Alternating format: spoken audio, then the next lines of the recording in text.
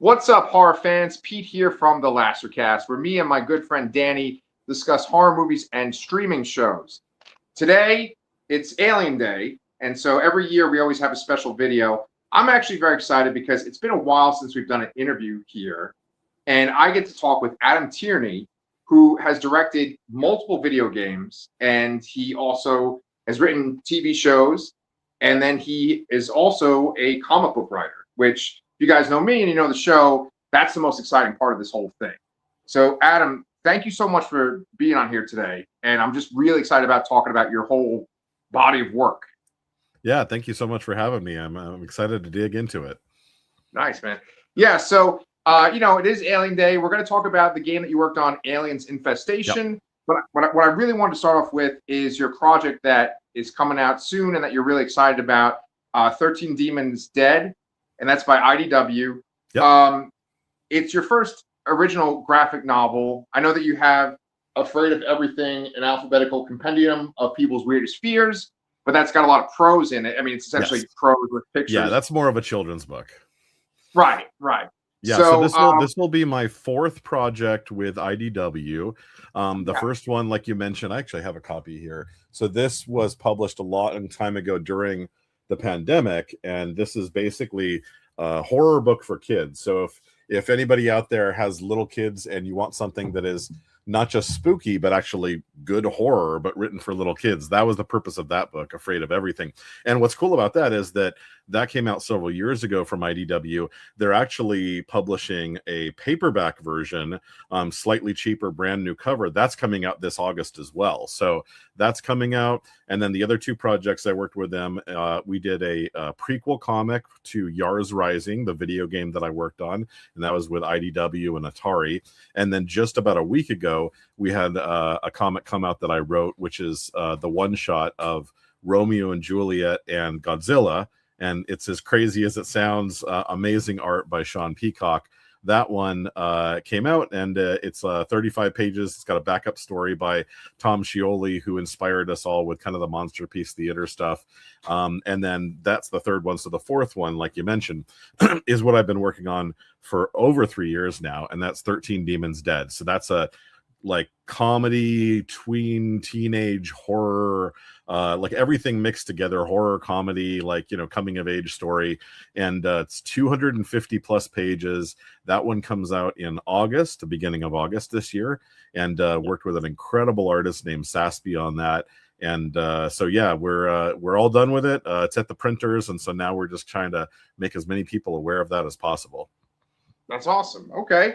Well, let's talk about that for a second then. So you said that you've been working on it for 3 years. Yeah. And I was wondering where the idea for this came from in the first place. I just love horror. I mean, I'm obsessed with horror, and my day job is video games. I've directed dozens of games at WayForward, and a lot of them are horror stuff. Like, we'll talk about Aliens later. I also worked on Silent Hill, an original horror game named Lit. We also did, as a studio, I didn't help directly on, but we did recently Ash vs. Evil Dead, Halloween. We did the Goosebumps game from a few years ago. So we really love doing horror stuff. And I've just loved horror ever since I was a little kid, going back to Scary Stories to Tell in the Dark and Goosebumps and Shel Silverstein and all that stuff. And so for me, putting together what would be a completely original creation for me, it's just all the stuff I love. So it's teenage characters, it's got humor and silliness, it's got sort of like a manga, kind of like slightly Japanese kind of art style, although because the artist Saspy is from Italy, it's a really interesting hybrid style. It feels kind of like 1 foot in manga style, 1 foot in Euro comic style, and then just a lot of horror. So that was the other thing is, it's got silliness and it's got nice character building and stuff like that, but I really wanted it to just be bloody as hell and really gory at times and really live up for what the horror fans are expecting. And so we've been working on it for ages. It took us about a year or so to get greenlit, and then for the last 3 years we've been developing it, and now it's all done, over 250 pages, and comes out in a few months, and hopefully if it's a success, we could do volume 2, volume 3, but we'll see where it goes. Nice. Okay. Well, you said it's about teens, and I know that the main character name's Ev, and that's Everly Espada. Yep. Can you tell us about her? Just like describe her a little bit for the viewers. Yeah, I mean, I wanted to do a story where it's all about the growth of a character. That's something we get to do a lot of in the video games recently at Way Forward, like with River City Girls and Yars Rising and stuff. We love doing like interesting characters and following their growth. So the whole plot of 13 Demons Dead is it's basically like there's this secret pact between God and the devil that is like puts one human in charge of dealing with these like 13 particularly mischievous demons that are on Earth, but they're invisible and they're just kind of wreaking havoc. And so it's always like throughout the last 2,000 plus years, it's always been one person is like the chosen warrior to fight them and deal with them. And normally it's like a, you know, grown priest, and it's all based on like, you know, the Catholic Church and all that kind of stuff. But by this crazy happenstance, this girl from 14-year-old girls from Southern California, from a Catholic school, ends up taking on that role. And so she's out of her element, and she starts off very timid and very weak. She's a funny character, but she's also very shy. And so even as she's dealing with demons, she's also dealing with social pressures, dealing with bullies, dealing with, you know, her family, loving them, but sometimes they're overbearing. So it's all the stuff that I remember dealing with when I was a kid, except for I didn't have to deal with massive invisible demons trying to kill me. But the whole point of the book is basically taking a character who starts a little timid and a little shy, and then just, I love those kind of stories where you just, you know, have somebody just dragged through the mud, you know, story wise, and come out the other side stronger and more powerful. And that's what this is it's really just, you know, a very rough story for her. It also takes place over the course of a full year, so that by the time she comes out the other end, she's a much stronger character than she was, you know, at the beginning of the story. Okay, so it takes place over a year. I was kind of wondering about the significance of the number 13. Like, I know, honestly, it just sounds cool, right? 13 demons. Yeah.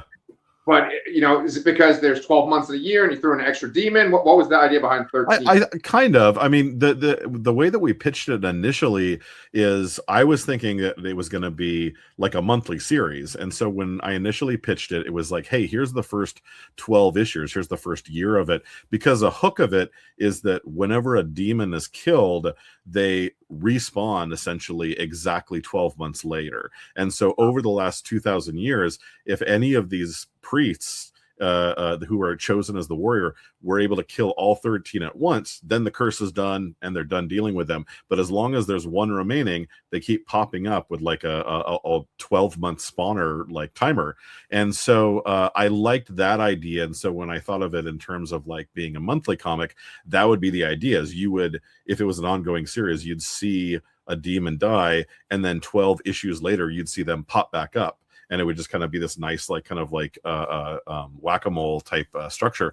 But you know, we ended up IDW basically said like, well, we think this will work better just as like a really nice big like manga style volume. And I think they're probably right.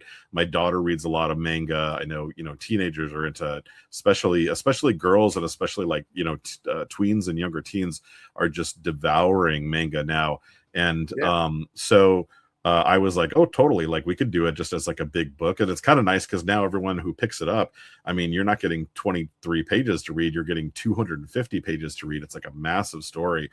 So I did want to keep the cadence of it. So the way it works is there's 12 chapters and an epilogue, so essentially 13 chapters in the first book, and they take place a month apart from each other. So, you know, you're getting these encounters with her and the demons, and then it kind of jump cuts forward about a month because she's not constantly dealing with them. And so you do get a little bit of that ebb and flow, and you know, you see demons that were dead before the book began getting resurrected, what the process is and everything. So you know, that's definitely part of it. And I think going forward, even though I think now we're locked into like doing volumes rather than individual like comic floppies, I think that's going to remain. So I think it's like book one, she aged a full year.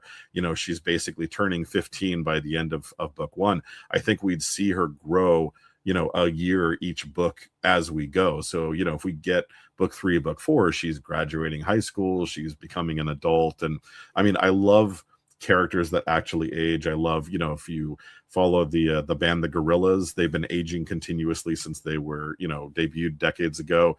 I know that with back when he was in Hellblazer, the actual main series, John Constantine aged in real time. He went from like age 30 or so to age around 60 or 70 by the end of that book. And then they kind of reset it with like New 52 and all that.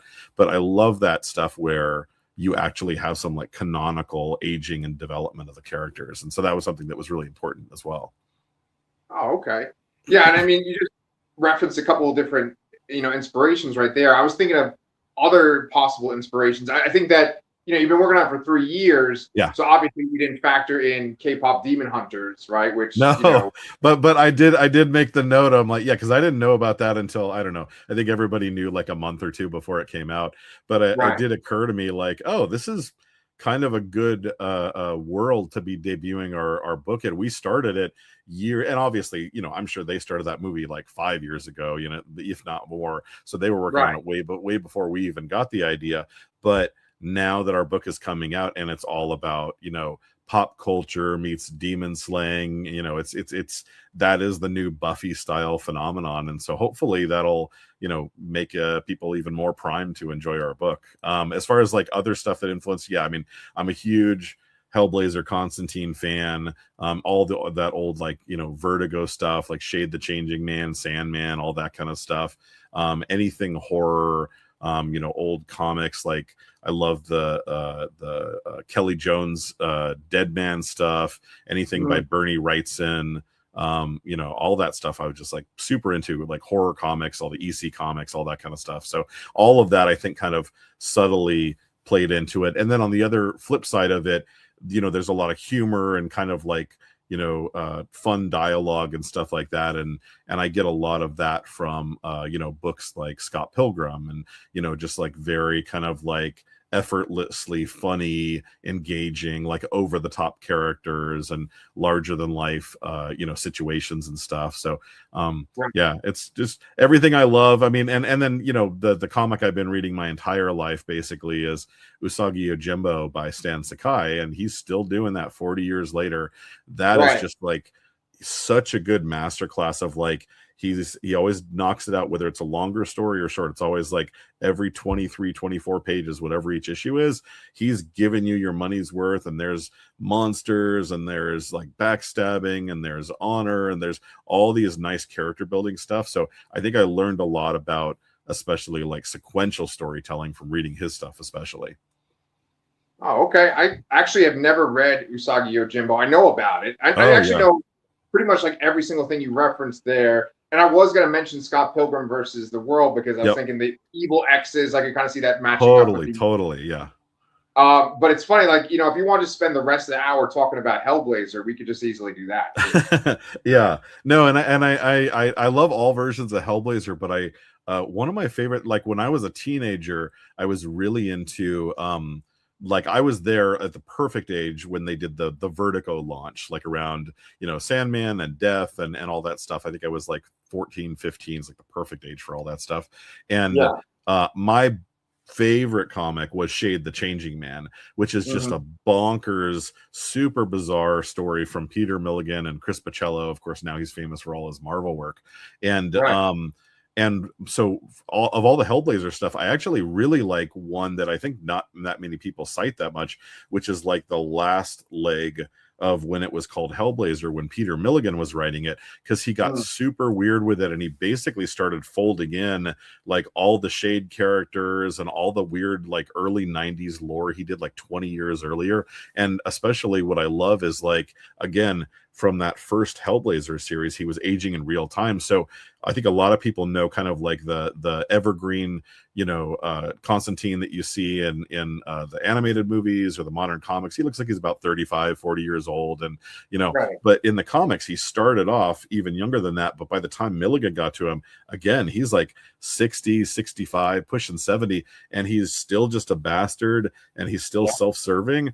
But it's just like he's very grisly and grizzled and just like old. And I think one of the things that really influenced me from Hellblazer, aside from I love just the Demon of the Week stuff where he's just trying to live his life. He's like, crap, like a demon burst out of the ground of my apartment in flames, and I got to deal with that now, and then I got to go get groceries later, and stuff like that. But I loved how in some of those Milligan stories, there were like demons and monsters that would show up, but they're not just snarling, they're like talking to him, and he's like, you weren't supposed to be here, we had an agreement. He's like, well, what are you gonna do, I'm a demon. And I love just like the idea that they're like fighting for the stake of the world and the afterlife, but they're also just acting like old chums. And so that was something that I definitely played with a lot in this. Also, I think people who grew up on loving stuff like Evangelion, the anime series, where it's like you beat an angel, and then it's like, oh crap, another one comes, or the Del Toro kind of took the same structure for Pacific Rim, where it's like you beat a monster, you don't know what's coming next, but you know something's coming. I really like that. So I like that element of like, I think we're okay now, crap, there's something worse, and just getting really creative and weird with what the demons were. Some of them are just snarling monsters, some of them are tricksters, some of they can speak to the characters. It's like a little bit of everything. It's really fun just to do a wide variety of it.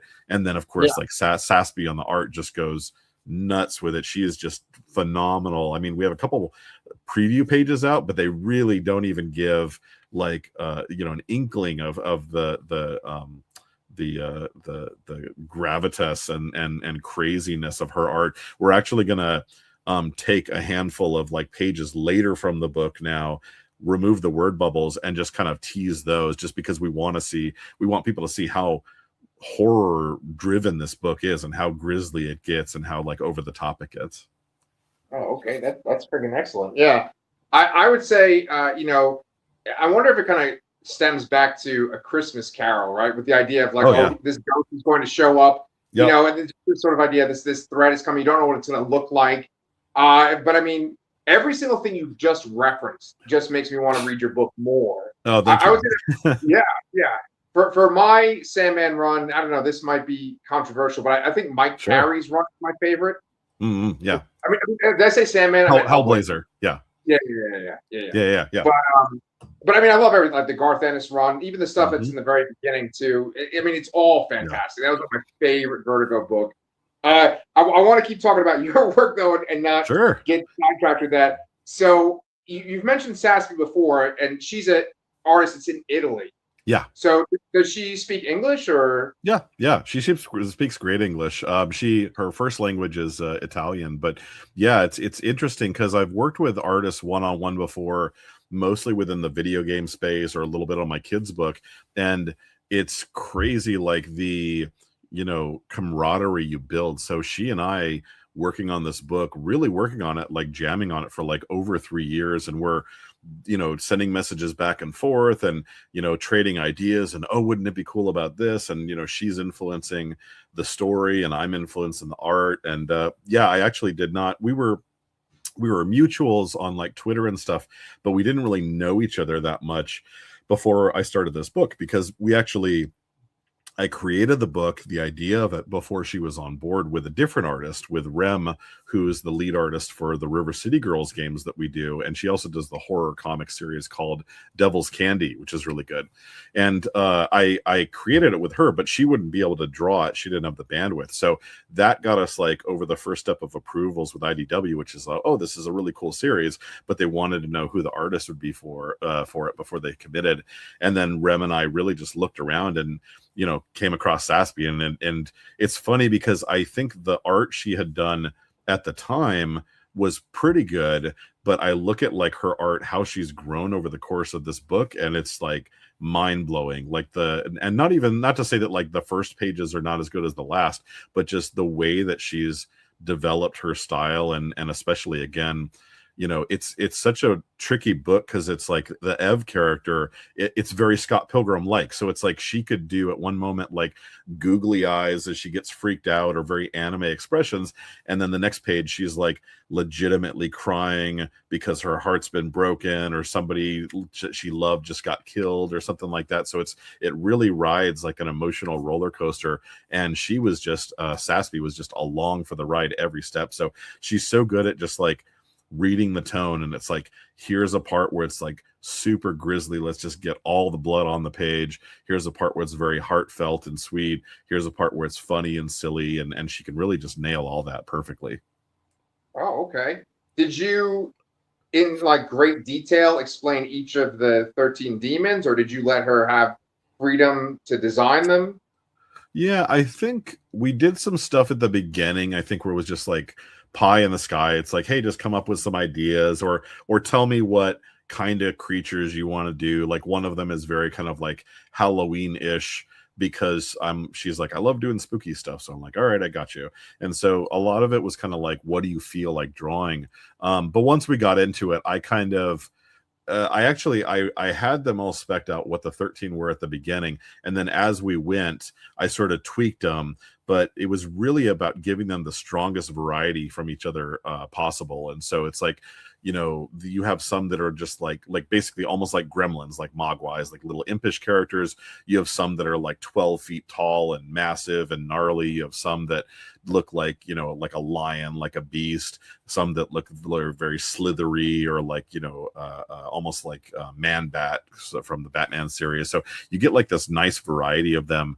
And I would give her like kind of a general idea of like, hey, we need a character like this, but she would always do the sketch of them before I did the full script, so that I kind of knew what they looked like before I wrote, because that's the stuff that I would like absolutely fold into it. Like, for example, one of the characters, like the second demon, is like really tall and lanky, so it's like, oh, okay, once I see that, like it can punch her from across the room, almost like a Dalzim Street Fighter kind of, you know, attacks and stuff like that. So it's very back and forth between her figuring out the visuals and me figuring out the story. I see. And so then when it comes to the demons themselves, did you write like an elaborate backstory to explain how that whole system works, and like the hierarchy of hell and things like that? We kind of figured it out as we went. So even now it's like half formed in my head, but it's kind of all based around the idea of like, there's 12 chapters. And I realized when I did the initial pitch, God bless them with IDW, I read the pitch later, and I'm like, oh man, this is really flat. Like the pitch was basically like, I find a demon, I kill it. I find a demon, I kill it. And it was just sort of like monster of the week thing. And then I thought, like, that's not going to be satisfying. So I added little hooks at the end of each chapter. So it's like, here's where everything she believed is wrong, and here's where, you know, she thought she was safe, and now she's more vulnerable than ever. But I would always put little hooks at the end that really rewrote what was going to happen in the next chapter. And I think that narratively made it a lot more interesting than if it had just been, I mean, even if it was just like demon of the week, demon of the chapter, I think that's still fun. But hopefully, you know, with the way that we really put a lot of effort into the structure, and then again, growing her as a character, making her become more confident, making her make more choices and stuff like that. Hopefully that'll pay off, because ultimately we want people to fall in love with her. We want people to say like, hey, I love this character and I want to read more stories about her in the future. Yeah. Well, I mean, I'm extremely interested in this now, just based after everything you've just said. I want to like spend a little time talking about your other comic book projects as well. And I think that like kind of transitioning to Yars Rising. Yeah. What's interesting about that is essentially it's a prequel to the Yars Rising game. Yeah. And I never played the Yars. What's the Atari game? Yars Revenge. Yars Revenge. It's from like 1982. That's when I was born. I had an Atari when I was a kid, but yeah. But did you play that game? Oh yeah, that was one of my favorite games. I'm 4 years older. I was born in '78, and I grew up on the 2600. That was like, for whatever reason, I got the NES really late compared to my friends. So they were all on Mario and Zelda, and I was still rocking the Atari for like several years after that. And I think that helped frame my mind in a way that got me good as a designer in this industry, which is my main job now, because if you can design something so it's fun on Atari 2600, it can work on anything. Like, those are really solid gameplay fundamentals, and Yars was one of like absolutely the weirdest and the most interesting games. So Atari came to our studio and said, hey, we want to work with you guys, and they asked for an update to Yars. And it's a weird story though, because it's just like this weird bug, and he's shooting like abstract visuals, and there's kind of a lore behind it with aliens and stuff. And we thought, well, we could just go straight with it, like other adaptations of it, like on Xbox 360 and stuff over the years did do a straight adaptation. But we decided, like, let's just do a total 180. And so we did something where it's on Earth, and it's about this hacker named Emi Kimura and her like little group of hacker squad. Think of almost kind of like Neo at the beginning of the Matrix with his, they're all like black hat hackers and his little buddies group and stuff. And so we wanted to do something like that, but it's not rewriting the lore. So the deeper you get into the game, everything that was in that original 2600 game, the bugs and the aliens and the space and the energy fields, that all comes into the game, but it's like a slow burn to like transition into that. Kind of, again, similar to like the Matrix, where Neo just thinks he's a hacker in the city, and then he doesn't realize there's this crazy other world all around him, and he just never saw it before. Yeah. Well, I mean, okay, so speaking of slow burns, that was kind of my experience, right? Because you had given me some links to things that you had written, and I checked them out. I'm reading this comic. I had it on my Kindle, and I was reading it. I had no idea. I thought it was just an original idea that you had. And so I'm reading through it. I'm like, oh, he made this cool, like, hacker story. And I actually thoroughly enjoyed it. When I interview people, I could sort of, like, be facetious or, like, make something up and be like, oh, it was good, and not really feel it. But I actually, like, really enjoyed it. I really liked Emmy, and then I liked the supporting cast too. And I want to talk about that in a second. But my experience, it was so much fun because I was like, oh, it's this hacker story, and you went into a lot of detail about the hacker plan. And then at the very end, it says, oh, to be continued in the Yars Rising video game, and I was like, what the hell is this?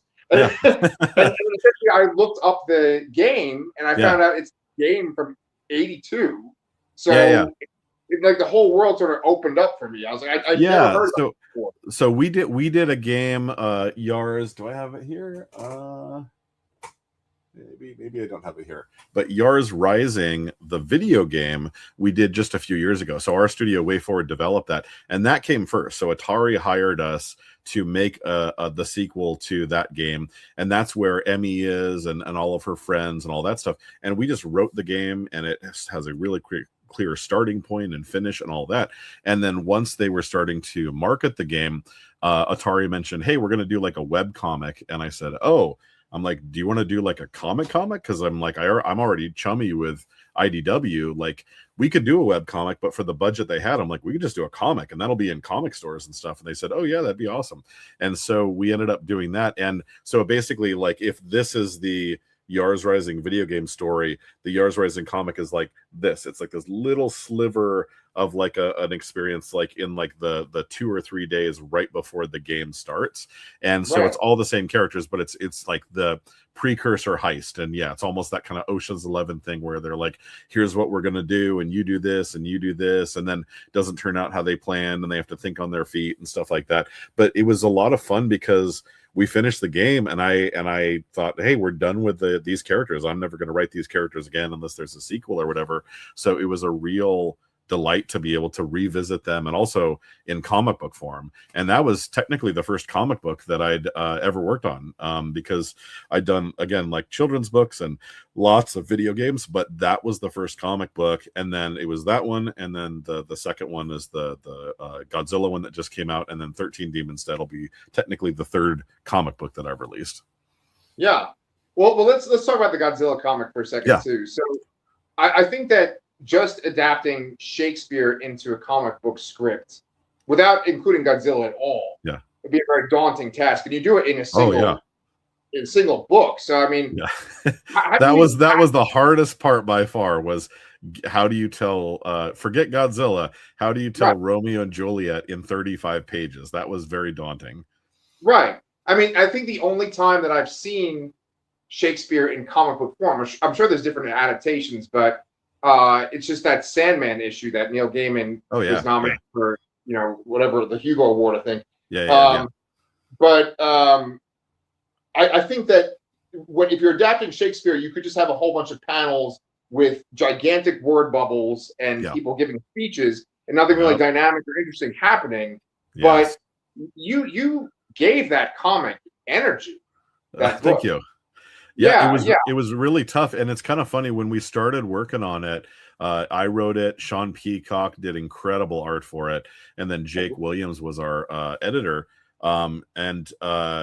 Initially, I talked to Jake, and I was like, "Should I write it in Shakespearean speak?" And he's like, "Oh, you don't really need to." So I kind of went in thinking, "Yeah, I'll just make it more casual. They'll just it'll keep the same plot, but they'll just talk like they do, modern teenagers or something." And then I very quickly realized, if you do that, you lose all the magic of the original, because it's like everybody knows the, wherefore art thou, and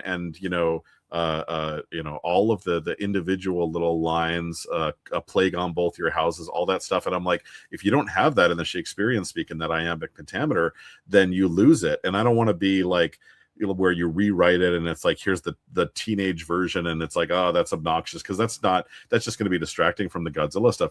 So I actually made the project 10 times as hard for myself. I'm like, screw it, I'm just going to stick with what Willie Shakespeare did. And so I used his lines, and then where I either rewrote the lines or come up with brand new lines, I tried to keep it in the same style of writing, the same time of wording and stuff, not use words that were not from there, other than there's a couple of anachronistic ones where it's like one time Romeo's being dumb and somebody says methinks his brain is broken. It's like, they didn't say that back then, but they would have said it like that. So that was a really fun part, is writing things in iambic pentameter, writing it with the rhyming and stuff, but it's brand new stuff where it's all about Godzilla and Mothra, and then there's it's not too much of a spoiler because it's all over the previews, the wooden mecha Godzilla, which we call the Automatazilla, the 14th century, 15th century equivalent of Mecha Godzilla. It was really fun to do all that stuff, and yeah, like you said, if you just adapted it straight, it would you wouldn't even see the characters. It would just all be text. So that was the hardest part, is squeezing to the bare minimum. And I lost lots of scenes, lots of characters. If I had 3 more pages, I would have loved to have had more of the Montague side. We see a lot of the Capulets, but we barely see Romeo's family beside his close friends, and that was just purely I literally don't have one panel to spare. But yeah, it was a fun exercise, and I'm really excited that people seem to dig it. By and large, the reviews have been pretty good. Sean and I both went to comic book shops on the day it's the week it came out, and everywhere we looked, it was sold out. I had to go to 3 or 4 different stores before I could even find a copy of it. So hopefully that's all boding well, and maybe we can do some more of these things down the line. Yeah. So IDW still has the rights for Godzilla at this point? Yep. Yeah, it's interesting. It's something where I guess a lot of places do, because they've got so much Godzilla stuff they're doing. Most of what they're doing is either very traditional Godzilla, or it's their crazy spin on it, like Monster Piece Theater. But you've got the stuff Marvel versus Godzilla, or DC versus Godzilla. I'm guessing that Toho, just as a licensor, is saying, hey, we're not going to do any exclusive stuff. So they're kind of letting everybody play with him, which I think is cool, because everybody kind of has their own spin on it. But IDW, I believe, was they had him first, and so they've been doing him for a long time. The mainstream superhero stuff is more kind of an event type thing. Right.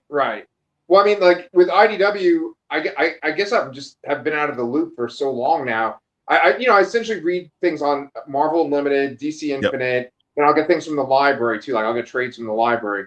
So I haven't read any IDW books in a while, especially since Transformers went over to Image and Skybound, right? Yeah. But I guess at this point they own well, there's a company that owns them now, right? And then they own Valiant. I don't know. There's something there. I don't know the logistics of it, though. Yeah, you probably know better than I do. It's called Alien Books or something. It's something. Oh, okay. Yeah. But it looks like they are publishing Valiant books too, which I remember when Valiant came back. Those books were great, and then they sort of just dropped off. And absolutely. I hope they can come back too. Yeah, all that stuff from the early 90s. And yeah, the Malibu and the homage and like all those things that were kind of like around the forming of Image Comics and stuff. I loved all that stuff, man. Oh yeah. That's my heyday too. I don't want to like detract from talking about your career. No, we can go anywhere. Yeah.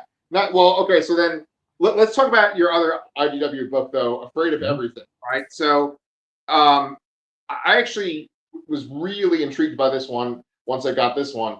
I just love the fact that it's like prose and then there's an accompanying picture. Yeah. And I want to make sure I'm pronouncing your artist's name, but Matthew Cousin. I assume so. He's from Sweden, I think. So I assume that we never met in person. I say Matthew Cousin. Yeah, and so I know that like you were inspired to write this like in 2015, right? Yeah. And then it was because of your son Django, where you wanted him to sort of to experience what you experienced in your childhood with like legitimately scary kid stories. Yeah, well, because I noticed that like I love just and like I'm a kid of the 80s, you're a kid of the 80s, like you were probably watching horror movies way too young, but that's what you do, and that's why we love it to this day. And there really didn't, as our kids got older, there really didn't seem to be that sort of culture for them. Like the new stuff coming out, you go to Barnes and Noble and it's like, hey, where are the horror stories for little kids? There aren't any. It's basically just like you can get spooky stories, you can get stories about Halloween, you can get stuff that is like at the most extreme, you're getting like Tim Burton's Nightmare Before Christmas, and even that is like darker than like maybe some of the parents nowadays would do it. So I was just like, screw it, I want to do something that's like super dark. And so that's what I did with my book.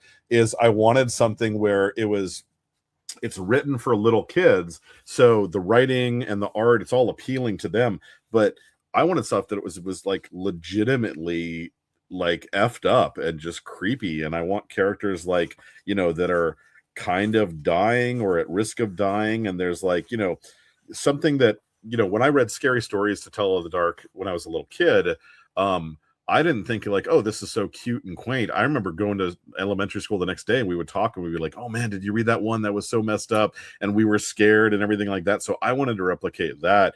And so, yeah, like here's like, one of his drawings is of the little kid with death. And the idea with it is it's based on different fears, and everyone is a single page story. So basically, I love the idea of you flip wherever you want in the story, and that is the story, is one page story, one picture, and that's it. You don't have to do any page turns, and there's like 35, 40 different stories over the course of the book. But yeah, I just want to do something really dark. And then it was interesting because I did it on Kickstarter. And then when I had finished that and given like the self-printed copies out to all the backers, I happened to be talking to IDW about video games because that's my day job. And I said, hey, I know we're talking about games, but I've got this book. It's done. I know you guys don't really do children's books, but would you have any interest? And the editor-in-chief at the time, John Barber, read it and he's like, oh, this is great. Yeah, we'll totally do this. And so it was kind of funny because I finished the Kickstarter. I'm like, all right, I'm gonna like once I finish shipping out the last copy, then I'll reward myself and I'll start poking around and see like, hey, can I get a real publisher for it? And it took like one day. I know other like authors like looking for 5 years, 10 years. I did find it was much harder later. So like my other book that I did, Every Day is Halloween, I don't have a publisher for that yet. So sometimes it is much harder. But yeah, I got super lucky. Like they read it and like the next day they're like, oh, this seems awesome. And then they put together this gorgeous edition of it. The hardcover came out during COVID, and then the paperback, like I said, is coming out in August. But yeah, that one is skews. I mean, I think anybody would like that one, but it definitely skews more for younger kids. Like I think like 10 to 13 would be the perfect age for that. The other cool thing too, for anybody that's like into cartoons, is when I worked on the book, Matthew Cousin was really just like an online freelancer that just kind of, did his own style. He ended up later on, after we finished the book, going on to be, I believe, like the main character designer for the Owl House, the big Disney series. And so now it's like, so many, there's like millions of like hardcore fans for that show. And so if you're an Owl House fan, check out Afraid of Everything. You'll flip through, it's like, oh, this looks kind of like the style from that book. It's like, yeah, the guy's doing all this art is the guy that did all the character design in that cartoon that you love. So it was kind of cool. It was really cool to see him really hit his big break after the book came out. Oh, that's an excellent coincidence right there that he's yeah. So yeah, I mean, for people that haven't checked it out yet, essentially for every letter of the alphabet, you have a specific fear. Yeah. And then you even have extra fears beyond that too. Yeah. Was there any specific fear that Matthew was excited to make a picture for when you suggested it to him? Yeah, boy, that's a good question. I'm sure there was. I'm sure I must have asked him, like I always ask my artists, what do you want to draw? I don't remember anything specific. I just remember it was really hard to find the lineup because the phobias are based on, I think it was the Greek alphabet, but they don't have A to Z. They don't have all 26 letters. And so some of them we had to completely fake. And so I think there's like 5 or 6 where it's like, that's not a real phobia because there's no phobia for the letter Y or whatever it is. So a few of them we just had to make up.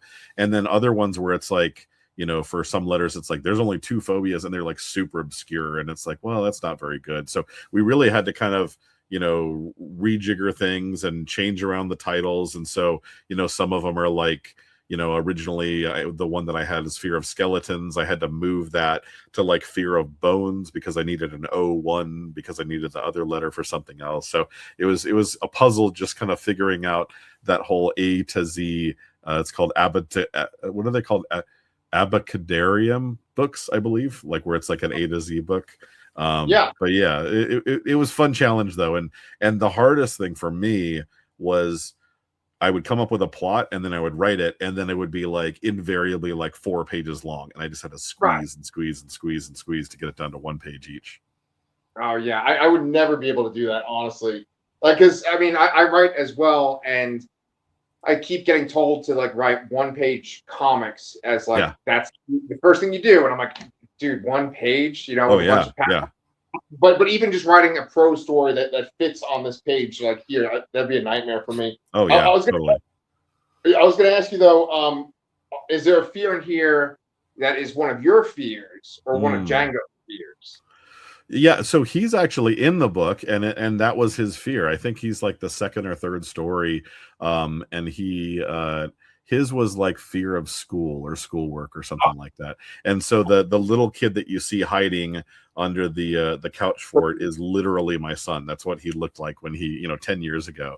So that was clearly his fear. Mine, I mean, I was shy as a kid, so probably like public speaking or stuff. Now I don't care as much about that. I think my fear now is like, I don't know. My fear would be it would be weird adult stuff. Like I hate it when I like learn that I upset someone or disappointed them, and then even if they've moved on, I obsess. I'm like, oh no, I got to fix this. I got to reach out to them, and so mine would be something like that, like fear of social accidental like injustice against others or something stupid like that. Believe me, I have that fear, and I actually had your son's fear, which it looks like Didascalen. I can't even say this. Yeah, Didascalenophobia. Yeah. Yep.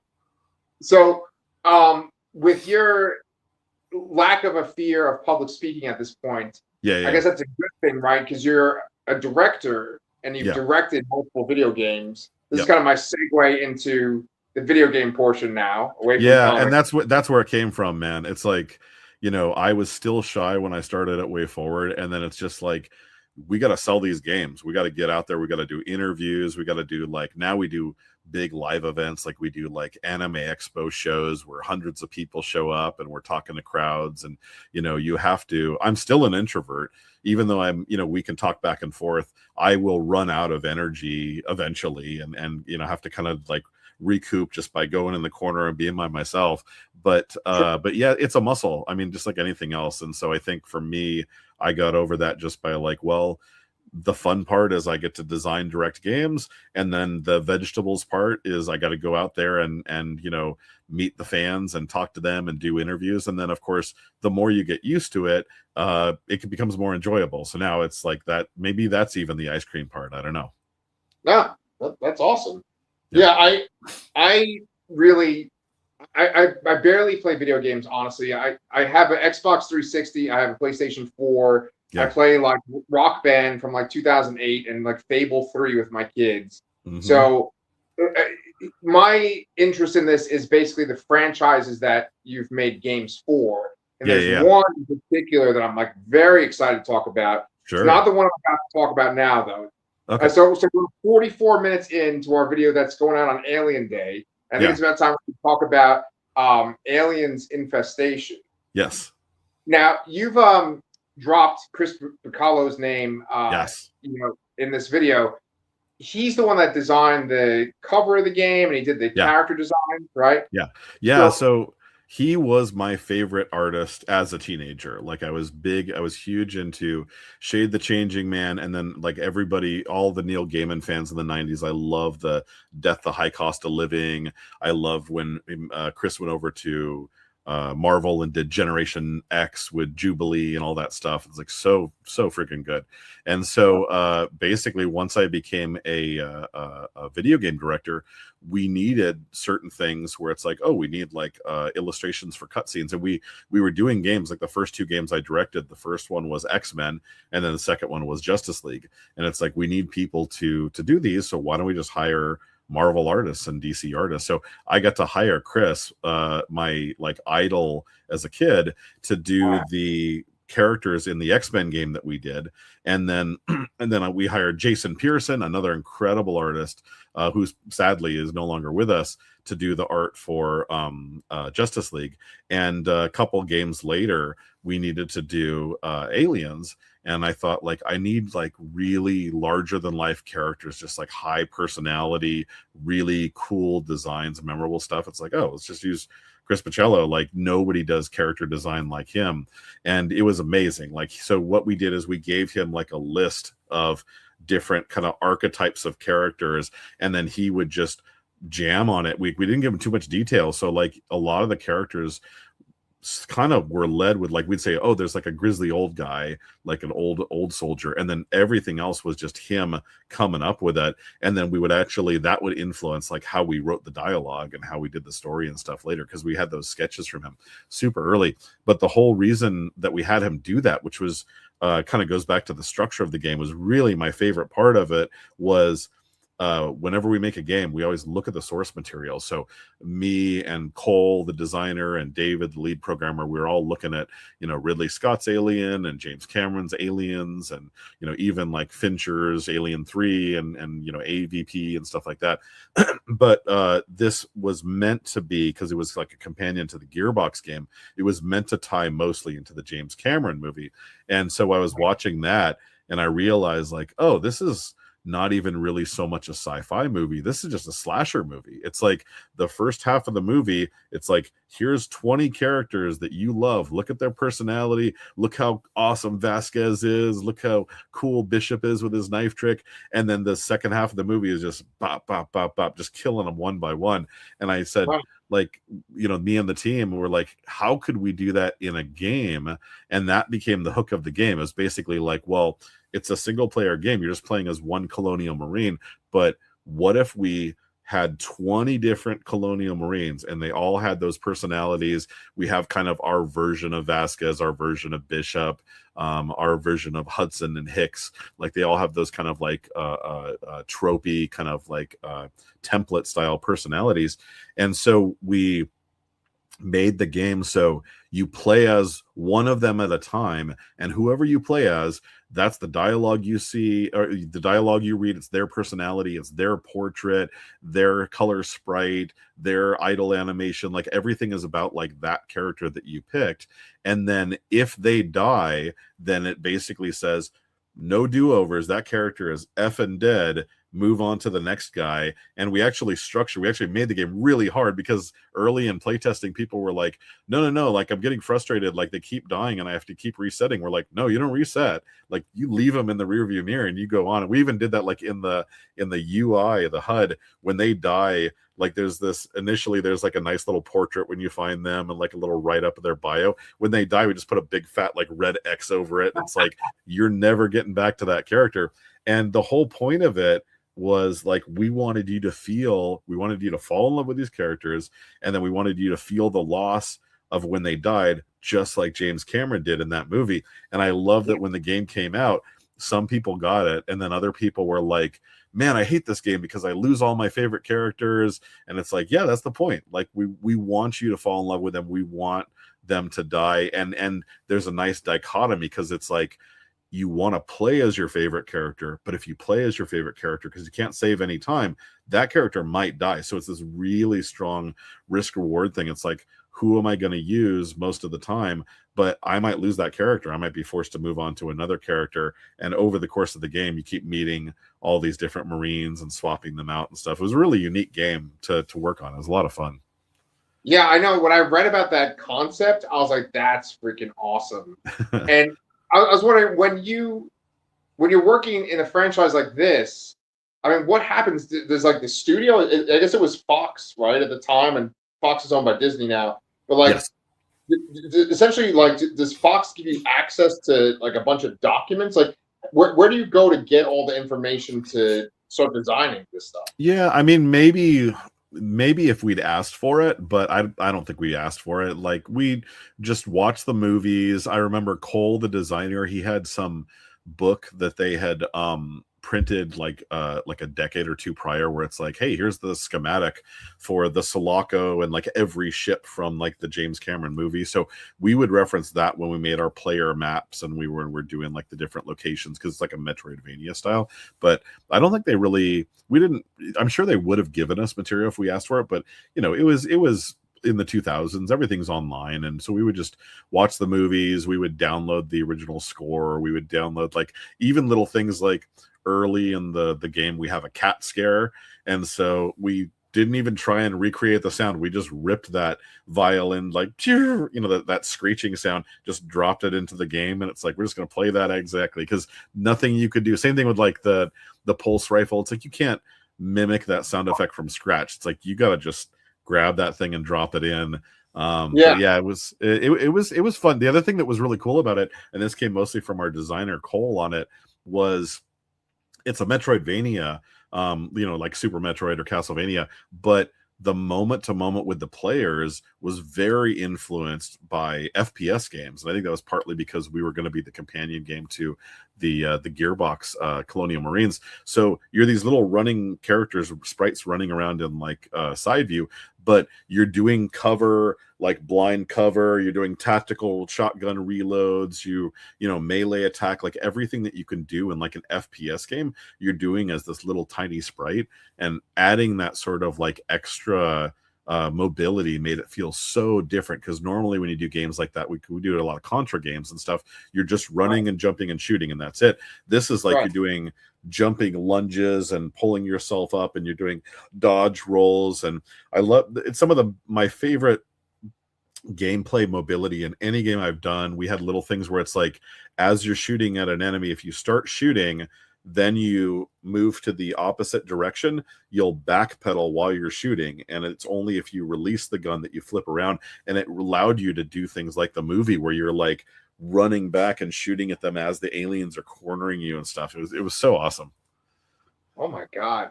Yeah, I got to give you some credit. That little musical cue that you imitated there, I knew exactly what you were talking about. Exactly, yeah. Yeah, and of course that pulse rifle sound, like, there's nothing that sounds like that. So yeah. Yeah, exactly. So this game essentially is between Aliens and Alien 3.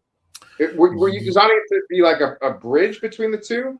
I mean, less so on Alien 3. So it was mainly, from what I remember, and it was like we were basing it off of the plot that Gearbox was doing for their game. But I remember, like, as far as that goes, it takes place after Aliens. That's the main thing. It takes place after Aliens. So a lot of it is like you're returning to LV-426, but you're going there after the events of what we saw with Ripley and Hudson and Hicks and all that stuff. So that was important. But at one point, you make your way back to the ship from Alien and from Prometheus. And it's kind of funny because now with Prometheus and Ridley Scott coming back for 2 more films, he's completely rewritten the canon of like who the space jockey is and all that stuff. None of that was known back then. It was just the fossil. So one of the bosses is actually we call it like the Elephantian. It was like the jockey alien, like what, because you can see in the movie there's a big hole in the space jockey's thing, so it's like, oh, a xenomorph came out of him. So we had in our game, it's like, here's the jockey xenomorph, and it's this big trunked alien type thing, and it's trying to stomp on you and stuff like that. Now I think it's all retconned because we know it's the weird bald guys and all that stuff, the prototypical Prometheus guys. But yeah, so it was like, that was our formula. It was like probably 75% aliens, like either recreating or like piggybacking off that, really reinforcing the idea of the camaraderie between the colonial Marines. And then it was dipping a little bit into the lore and the creepiness of the Ridley Scott movie. And then we would cherry pick things from the other stuff. So we would get like certain locations or characters or enemies from Alien 3. One of the things that was interesting is we had different types of aliens. So we had like a standard alien that you would encounter would be kind of based on the James Cameron one. So they're aggressive, but they're still just kind of like a man, basically. Then later in the game, we have the dog-legged ones, which are essentially the Paul W.S. Anderson's AVP aliens, and those are the ones that are like running up the walls and like running on the ceiling and stuff like that. But we also had the guy in a suit, Ridley Scott alien, and the way we did him is he would be invisible in the darkness, and then as you got close, it would like lurch out of there, just like he did in that first movie. So it was fun to kind of play with all the little tropes of them. My favorite thing, also really quick, was the where I think the game really came together is when we did the motion tracker, because that's like all the tension in James Cameron's movie is from that, like beep, that little beeping and stuff. Talk about great sound effects. And so the way that we did that in the movie, it's like telling you how far away they are, but we're like, how do we do it in ours? We had a map system, and when you turn it on, it shows blips on where they are around you, but they won't jump out until you get close. So it kind of replicated that sense of like, I know he's about to jump out, I know he's there, you're inching forward, and you still have that kind of like jump scare even though you know where they are. Because of that, it almost makes it worse, because you're like, I know there's a freaking guy down there, and I know he's going to jump at me. But I think that like the death respawn or non-respawn stuff was my favorite thing in the game. Second favorite, I loved the motion tracker. I thought that came out like super good. Oh my god! I kind of want to play. Is that available on Steam at this point or no? No. So we're talking with Disney, and so like we've done a couple of game ports recently. Actually, we just published a game called Sigma Star Saga, which was like a Game Boy Advance game we did 20 years ago. So we love getting the rights to stuff and bringing it forward. That's the top of my list. I want to take that game, put it on Steam, put it on Switch, all that stuff.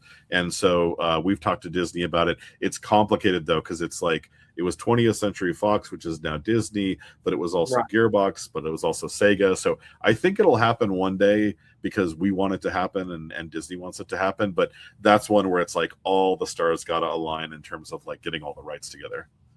Oh, wow. Okay. Well, we've been doing this, this channel's been around for like 6 years now. And we've been doing Alien Day, I think, almost every year. Yeah. I usually ask my friend Danny or my friend Brian from my other channel, how do they rank the Alien films? Is Alien your favorite out of the series? Man, all right. So I like Aliens more than Alien, but I really like Alien. So those first two, I think, are just phenomenal. Alien 3, I don't know. It gets better with the director's cut, and but it's just weird. There's good stuff in it, but it's weird. Alien 4 is fun, but a total mess and just weird. Like they kind of got off the track and stuff. I think I like AVP more than most people. I think that's a really solid little action film. So I wonder if so I would probably say, if I had to rank them, I would say Aliens is my top. Second favorite is Alien, the Ridley Scott one. Third, I really loved the hell out of Romulus, the most recent one. I thought that was fantastic. So that would be my third one. Oh, wow. I think I'm trying to think what else. Alien 3, Alien 4. I mean, I don't love either of those. AVP is pretty good. I never saw the second AVP where it was like a slasher film on Earth. That's the only one I didn't see. Is it bad? Yeah. I mean, that's the one that is always at the bottom of our list. Yeah. Yeah, no matter what. Maybe not that one. Prometheus is super weird. I do love the stuff like with Fassbender. I think that's good, but there's just a lot of weird stuff in there. But I did actually kind of like what was the second one that Ridley Scott did? Covenant. I like that one. That one might be like my number 4 or number 5, top Aliens movie. But definitely ones I'm most passionate about. Obvious, Aliens, the second one, Alien, the first one, and then I've probably watched Romulus like 4 or 5 times. I was really impressed with that one. Oh, excellent. Okay. Have you watched the Alien Earth show? I need to catch up. So I think I went through 4 or 5 episodes. It's fantastic. Yeah, I just ran out of time, but they were doing interesting stuff.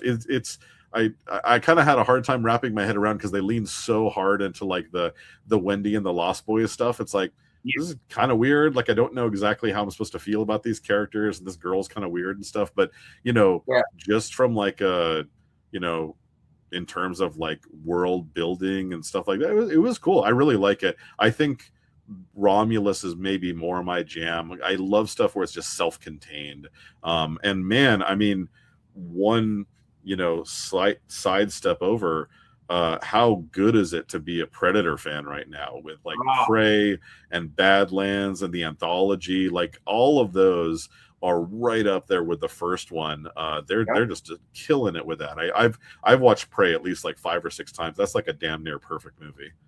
Yeah, absolutely. And Badlands is excellent too. That was really high on our top 10 list for both of our channels. In this channel. But speaking of comic books transformed, we're up to the last portion of the interview. But the channel over there, it's called Comic Books Transformed because me and Brian are gigantic Transformers fans. Oh yeah. Transformers fans, and you worked on Transformers. What was it? Rise of the Dark Spark. I did. Yes. Yeah, that was one of the games that I directed. So I mean, like, you could just basically tell me your whole experience on that if you want. You can tell me any detail. I just want to know what it's like to work on Transformers media. It was interesting. I don't remember them being too picky. So I think I'm pretty sure I wrote the script for that, but it was kind of based. It was like a little brother game. It was on 3DS, and it was based on the console game that they were doing at the time. Do I have it? Yeah, I do. I have it right here. Actually, I have both of them. So yeah, there's Transformers, Rise of the Dark Spark, and then there's our Aliens game with the nice Bocello art. It was really fun. I mean, you can't like work on Transformers without like hearing Peter Cullen's voice in your head and all that stuff. So it's like the majesty of those characters and everything. And I remember like really wanting, I don't even remember who made it in there, but I like Way Forward, we love to do female characters. So I remember being very like, got to get RC, got to get Slipstream, got to get like all those like awesome like female archetypes in there. So I think we got like quite a few of them in there, and that was fun. I remember the biggest thing of it. So it's like it's a top-down pixel strategy game, kind of like Advance Wars, but then when you go into the battles, it turns into 3D because it's on 3DS, and it's like Rock'em Sock'em Robot, and it is super clear for anybody that watches it. It's like, oh wow, that game is made by people that just saw Pacific Rim, because Pacific Rim is like the cinematography, like Del Toro just did so well of like framing the punches and the action. And I, as much as I like some of the later Godzilla films, like I really like the King of All Monsters one that they did a few years ago with Mothra. Yeah. I'm a huge Mothra fan. But the first American Godzilla that they did, like a decade or so ago, Bryan Cranston, it was really dark. It was hard to see the kaiju. It was hard to see the battling and stuff. I love how Del Toro just framed everything perfectly, and you felt the weight of it, and it didn't feel like you're just like a floating camera. It felt like the world was watching them and stuff. So yeah, that was kind of our North Star for the 3D action stuff, was just getting that heaviness of the Rock'em Sock'em punching and fighting that Del Toro did so well, and putting that in there. And I mean, rarely do we get to do a game where it's like there's a 2D pixel part and there's a 3D part. So that was fun. It was fun to have, all the different wealth of characters, because when you have a strategy game, you need like 40-50 characters. It was fun to have, strategy game, but you could turn back and forth into the car, and it's like, oh, if I turn into the car, I can go further. But then I think that limited like how you could attack if you landed on a guy or something like that. It was really fun to play with. I would love to see WayForward do more Transformers games. Do you have a specific Transformer that's your favorite? I really would, what I'd love to do, and it was kind of funny. I pitched IDW back when they had the license, and we never ended up doing it. Now it's all with Skybound, so better luck to them. I really wanted to do something with GoBots, which started as like the not Transformers, but any hardcore Transformer knows over the years that GoBots got folded into the continuity of Transformers. So I'd love to do something like that. I have like Rock Lords, and like that's like an offshoot from that. I can't pick it up right now, but the one thing I'm obsessed with Transformers, I can pick up like a few of them, is the mini cassettes that go in Soundwave. And like so from the Ravage and Wingbat and all those things. So I have 1, 2, 3, 4, 5. So I have 30 modern cassettes. I don't do the G1s cassettes, but all of the modern ones, all the ones that you get like Hasbro Pulse and stuff like that, I have 100% perfect collection of all of the that's the one Transformer thing I obsessively collect is the micro cassettes. Yeah. Okay. Oh man, that is going to really impress my friend Brian from our other channel. Yeah, and then I love what they're doing. I don't think I have her here. I love what they're doing with the whole Age of Prime stuff, because I really dug that mythology back when IDW was doing the comics, like the 13 Primes and where they all came from. And so I love that. I don't think the figure came out that good as far as transforming, but I love that they came out with Solace Prime, the original female Transformer character, like a couple years ago, and I was really happy to get that figure. Yeah. I mean, the best Transformers media, this is my opinion. The best Transformers media is the Transformers the movie from 1986. That's the best. Of course. Yeah. The second best thing is IDW's More Than Meets the Eye color. Yeah. Absolutely. Like, what's his name? James Roberts. Yeah. It became Lost Light. That's like peak pet Transformers. Yeah, and it's funny that John Barber was the editor-in-chief. He also did a lot of the writing himself on like Optimus and stuff like that. That was the guy that got me into comics. He was the one that said, "Hey, let's do this creepy children's book and stuff." And yeah, super nice guy. That is so cool, man. Yeah. John Barber and James Roberts. Those are just like two big celebrities for me and Brian for a while there. Yeah, I remember too, especially about I don't know what she's up to now, but I remember from the IDW stuff, the artist Kei Zama was so awesome, because her like now you've got like what's his name? Who's the guy that started as the writer artist for Transformers Skybound? Yeah. Dang, I'm gonna have to look him up. Yeah, James Warren. What is his name? Andrew Warren Johnson. Andrew Warren Johnson. His stuff is incredible, and I think he's kind of like he set the tone for the new Transformers in the comics. But I remember feeling that way about Kei Zama's stuff, Japanese artist back with the IDW, because she was like grisly and chunky and super dark, and it just felt like, I think a lot of comic artists for Transformers, they have a tendency to just make it overly clean and overly like mechanical in a way that it's like it doesn't feel like a drawing. She just like Daniel Warren Johnson now had that like really heavy chunkiness and kind of like grittiness to it. So yeah, that stuff is awesome. I love those. Oh yeah, I know.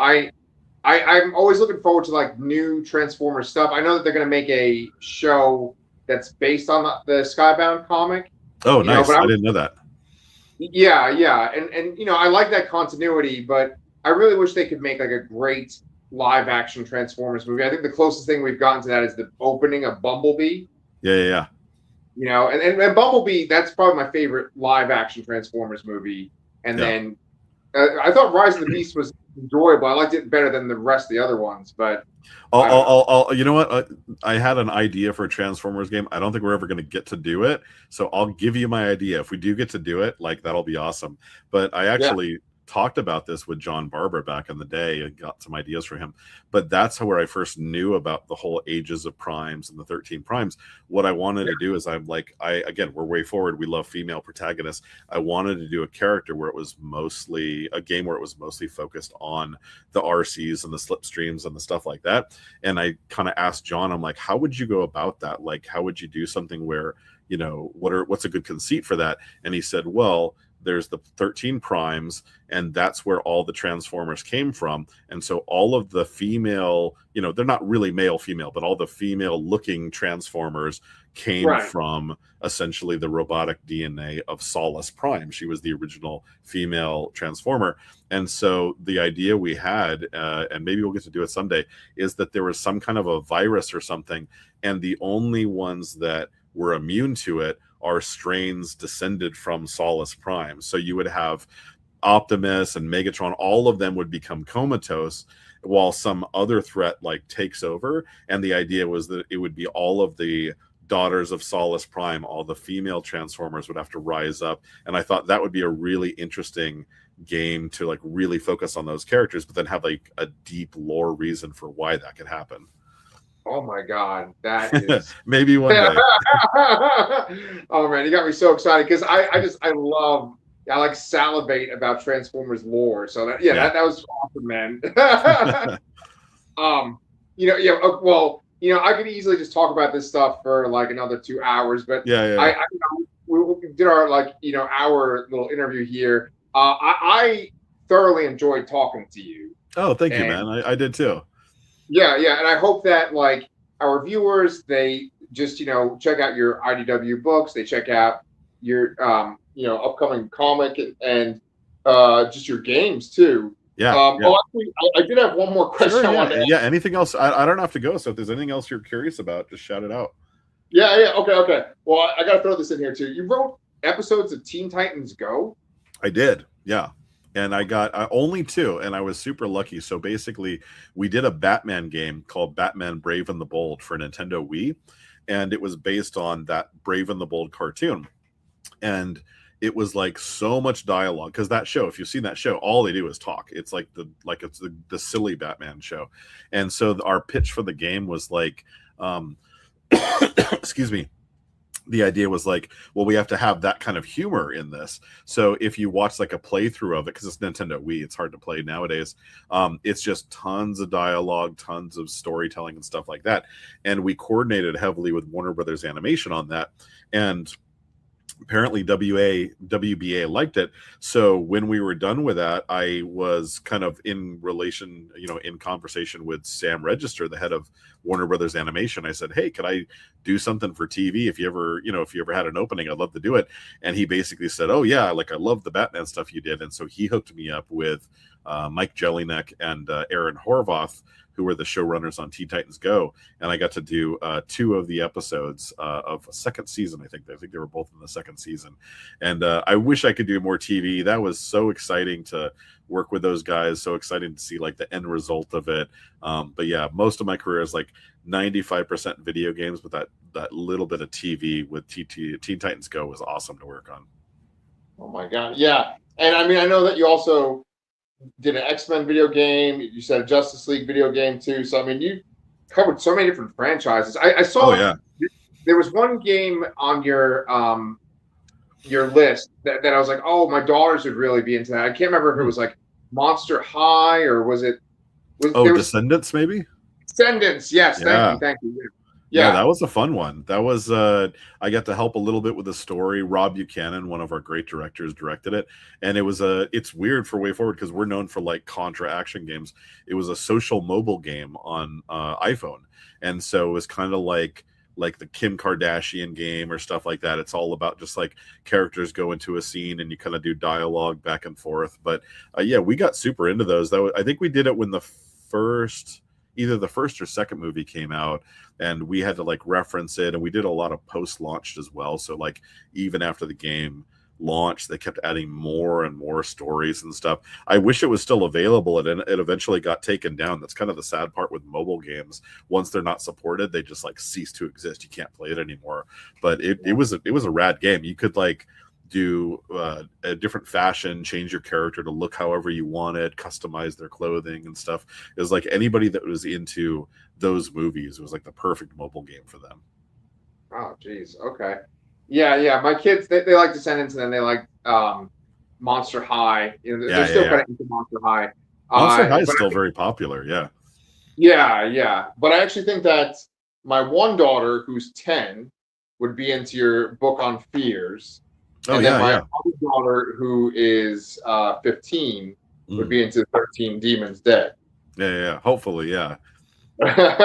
My daughter's 13, and it's like that's exactly the kind of stuff that she's reading. Hopefully, we'll see. She actually hasn't read it yet, but yeah, I went into it thinking like, okay, this is what teenagers, especially teenage girls, are hopefully into. Hopefully, they like the characters, they like the humor, but at the end of the day, it's just me and Saspy like doing what we felt like doing. I think that's the best way to get a good product, whether you're doing comics or video games or TV or anything, is just do what excites you, do what is like your perfect version, rather than trying to think like, what do people want and what's the popular version right now.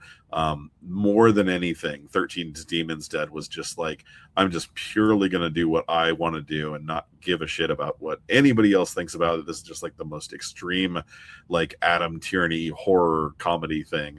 And I think it came out pretty good, but we'll see in August if other people agree. Okay. Yeah, well, I mean, like I said, I could keep talking, but we try to keep them within an hour here for podcast. And I think I would start just going down topics where like our audience would be like, "What the hell is this guy even talking about at this point?" Well, I'd love to come back in a few months if you want to do a follow-up. We could get into so much. Like I did a Silent Hill game. We did like a Goosebumps game. We did Halloween and Ash versus Evil Dead. Like there's all this awesome horror stuff that you and I didn't even touch on today that we could totally do a deep dive on that stuff in the future. And we've done like Teenage Mutant Ninja Turtles games, like other evergreen brands like that, where it's like, I got to do stuff that involves like Leo and Donnie and Raph and things like that. So I've had a very blessed career working in it at Way Forward. They get all the cool brands, and then ever since I took over the biz dev, that's my number one role, is like, I got to get the projects that my directors are going to be excited about. And some of the stuff we're working on now that hasn't been announced is honestly like some of the best opportunities we've ever had. Dang. Well, usually when these interviews are over, I usually am like, hey, if you want to come back, but like, I definitely want you to come back on the channel. Yeah, so I would love to. Yeah. But at the end of the interviews, I always let the person I interviewed, just plug their stuff. So, I mean, if you want to just give out your social media presence, like, your websites, and then also like when your specific things are coming out and how people can get them. Yeah, thank you. So video games, almost everything I've done in video games ever has been for Way Forward. So just WAYFORWARD. You can go to the .com, or you can search it on Twitter or Blue Sky or Instagram or any of those. It's a really cool company. There's a reason I worked there for 20 years, and basically it's my only job in life, is because it's just so great. I never left. But we do lots of licensed games. We do lots of original games, lots of very anime stuff, lots of like evergreen brands like Transformers and Turtles and stuff like that. So check out Way Forward. If you're not aware of our games, they're really cool. And then for the personal stuff, 13 Demons Dead is the big one that's coming out in August. 250 pages, original graphic novel. You could pre-order it now, actually. So if you go to Amazon, or if you go to Barnes and Noble, any like online place, they all have it listed, and you can read a 10-page preview of the very beginning of the book at Amazon. So trying to get as many people aware of it leading up to the August release. The comic book that I just did, Romeo and Juliet and Godzilla, just came out a week and a half ago. So if you go to your local comic shop, they probably still have copies. That's a fun one. 35 pages, in and out on one of Shakespeare's best plays. Has a great backup story by Tom Scioli, who created the Monster Piece Theater brand. And yeah, that's it. And then my children's book, you can either buy the hardcover now, Afraid of Everything, or if you want to wait until August, we've got a brand new softcover version coming out, brand new cover, a little bit cheaper. That's going to be coming out in August as well. So I'll be promoting the hell out of both of those, the 13 Demons Dead and the reissue of Afraid of Everything as we get closer to August. Okay, geez. I mean, here's the thing. You've got so many different franchises and so many different ideas of your own that you're connected to. Like, our audiences, you know, they just got to throw a dart and they'll land on something they want to read or play. Yeah. I hope so. Yeah. The Godzilla one was awesome. I mean, and especially like again, I like Godzilla, but like Mothra is my character. Like, I love her more than any other kaiju. And so once I got the assignment to like work on a Godzilla thing, I'm like, but I could do Mothra, right? And they're like, yeah, you can throw Mothra in there. So for me, that was like the big get. But yeah, man, I mean, it's like, it's just being a kid playing with, like, the first game I ever directed. I got to write dialogue for Wolverine, and we got to put X-23 in the game before anybody even knew who the hell X-23 was. And so, you know, those are the kind of things that are just like dream experiences. I could not be more happy for, you know, what I've been fortunate enough to work on, both at Way Forward and just in the hobby stuff as well. Yeah. Well, dude, I mean, yeah, this has been a really awesome conversation, and I'm jealous as hell, but I've really had a fun time talking to you. And Thank you. Will Yeah, be coming back on the show too. Yeah, I'd love to come like closer to summer, like, or maybe when the book's out would be awesome. We can give like more of a preview and stuff. But yeah, thank you so much. This is a great chat. I mean, we're both old guys, so we love the same things, but I will never say no to like deep dives on talking about aliens, we didn't, two other things in for 426 is one of the coolest things that I ever got to do is after we were done with the Aliens game, James Cameron did a Reddit AMA, and I got to ask him, I said, hey, like that thing I was talking about earlier, I'm like, hey, is your movie basically a slasher movie? Because I kind of think it is, and I made the game. And he sort of acknowledged, he's like, yeah, sort of. He's like, that's the structure. He said, like, what was it, the 10 little Indian structure, but I guess it's still just, you know, the structure of like, you know, you're killing them one by one. But I love having that interaction with him on Reddit. And then even cooler, within the Aliens game, there's Bishop's knife game, because of course you have the DS stylus, you gotta, you know, pop. We put that in there where you have a hand on there and you move it back and forth with the stylus.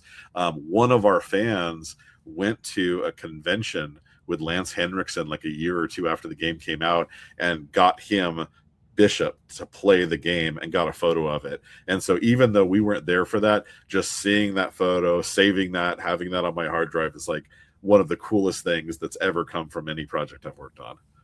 Jesus. Adam Tierney, everyone, the guy who says even cooler than interacting with James Cameron is this. Jesus. That is awesome, man. Thank you so much. This has been great, man. And hopefully there's some interesting stuff that your viewers will dig. And yeah, let's get back together in a few months and let's talk about more 80s toys and more horror, more video games and more comics. Hell yeah, I will be there, man. Thank you so much. Cool. Yeah, thank you. All right.